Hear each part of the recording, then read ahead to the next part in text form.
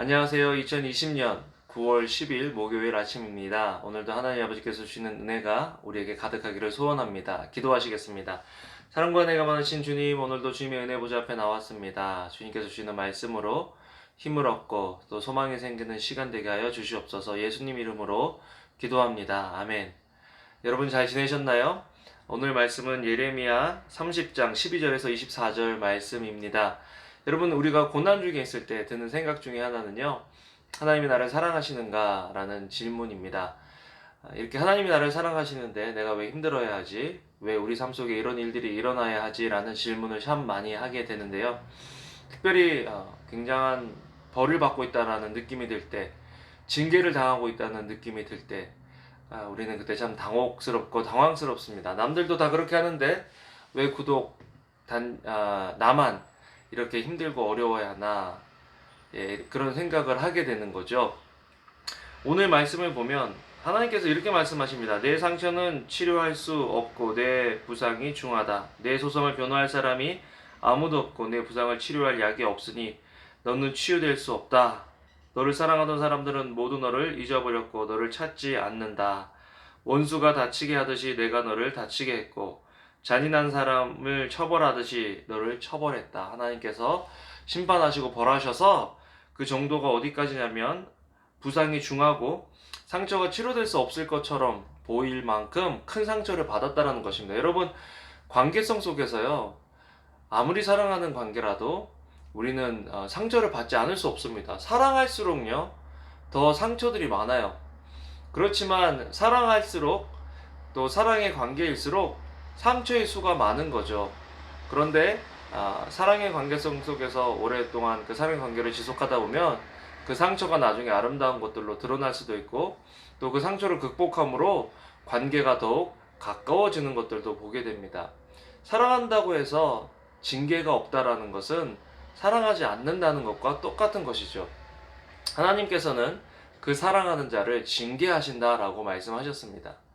징계가 없으면 당시에는 좋은 것 같아도 결국 그것이 우리의 삶을 하나님과 멀어지게 하고 우리의 삶을 결과론적으로 망치게 되는 그런 결과를 우리에게 주기 때문에 하나님께서는 우리가 하나님과 멀어지고 또 우리의 삶이 망쳐지지 않기 위해서 우리를 아프게 징계하실 때가 있다라는 것입니다. 물론 우리 삶 속에 일어나는 모든 일들을 하나님이 벌 주시는 거야 라고 그렇게 다 해석하는 것도 건강하지 못한 일이지만 우리가 하나님을 믿고 따르고 하나님이 우리를 사랑하시기 때문에 우리에게는 어려운 일이 없어야 돼 라고 믿는 것도 굉장히 잘못된 믿음이다. 그런데 우리에겐 소망이 있다라는 것입니다. 17절에 보면요, 여호와의 말이다. 그러나 내가 너를 회복시켜 건강하게 하고 내 상처들을 치료해 줄 것이다. 이는 그들이 너를 추방한 사람 아무도 돌보지 않은 시온이라 부르기 때문이다. 여러분 그런 거 아세요? 내가 옆에서 자녀를 이렇게 뭐라고 하고 있는데 혼을 내고 있는데 지나가던 사람 아니면 옆에 있는 사람이 막 맞장구 치면요, 그 사람 너무 꼴 보기 싫어요. 그냥 조용해라 그렇게 얘기하고 싶어요.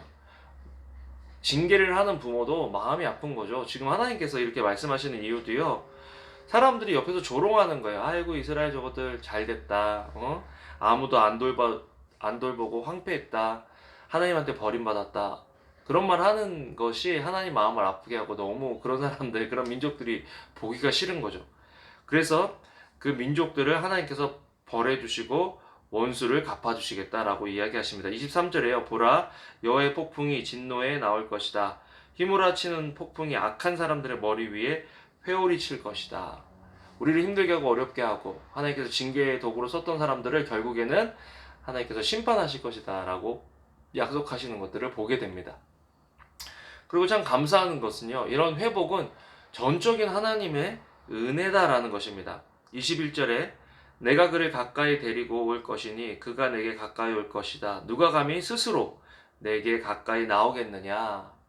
하나님께서 나오게 하도록 도와주시고 은혜를 주시겠다는 거죠. 회복을 그렇게 시켜주시겠다라는 것입니다. 여러분, 우리가 구원을 받은 것도 은혜로 구원을 받았을 뿐만 아니라 구원의 과정 속에서 성화의 과정이 있다고 그랬죠.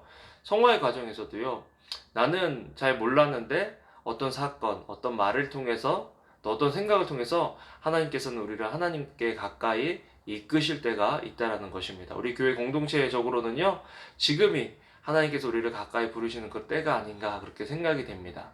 하나님께서 우리를 가까이 부르실 때 우리는 하나님 앞에 나아가야 하죠. 우리의 섭섭함을 가지고 나가고, 또 우리의 의문, 궁금한 것들을 가지고 나가고, 또 감사한 것들을 가지고 나갈 때 하나님과 더 우리의 상처를 통해서 친밀해지고 또 가까워진다라는 것입니다. 여러분 기억하세요. 징계가 없는 부모는요, 사랑이 없는 부모입니다. 자식이 잘못한 것들은 잘못했다고 이야기할 수 있는 부모, 아주 가슴 아프게 이야기해 줄 수 있는 부모가 정말 자식을 사랑하는 부모죠. 사랑한다고 상처가 없을 수 없습니다. 예수님은 우리를 사랑하셨기 때문에 십자가에서 그렇게 큰 상처를 받으셨죠. 그렇지만 그 상처로 인해서 우리가 나음을 입었습니다. 여러분 상처를 두려워하지 마시고요. 사랑하세요. 또 사랑하다가 누가 상처 줬다고 해서 움츠려들고 뒤로 물러나지 마세요. 사랑은 그 상처를 뛰어넘고 그 상처를 통해서 더 가까워질 수 있습니다.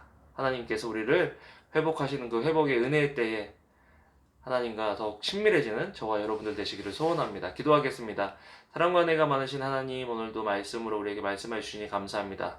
주님과 더 가까워지고 친밀해지는 하루 되게 하여 주시옵소서. 예수님 이름으로 기도합니다. 아멘. 여러분 오늘도 좋은 하루 되시고요. 사랑합니다.